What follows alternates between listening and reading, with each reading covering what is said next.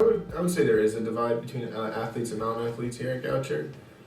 Nothing like really that exclusionary. It's just a matter of like athletes have like a structured set like schedule or time where they have to like meet and work out or practice their sport with their other teammates, which like creates like a cohort of just people who do the same thing and hang out a lot. Honestly, I don't really think there's a true answer to it. I think a lot of it has to do, I think some students, some non-athletes are almost intimidated by athletes because they all socialize with each other. They're like constantly with each other or other athletes, and I think that can be kind of intimidating because these athletes are gifted with the social groups that other students might not be able to have.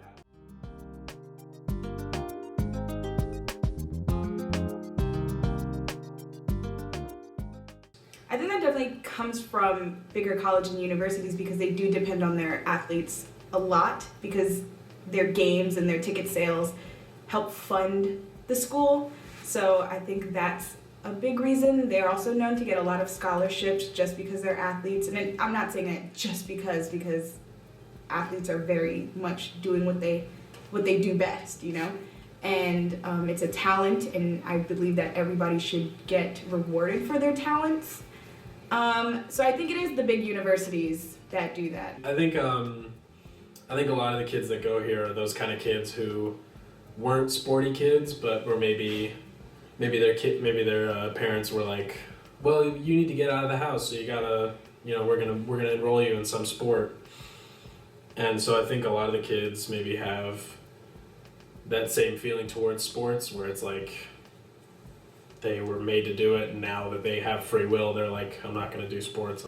I think anywhere you go, any college you go, there's gonna be the cliques between athletes and non-athletes.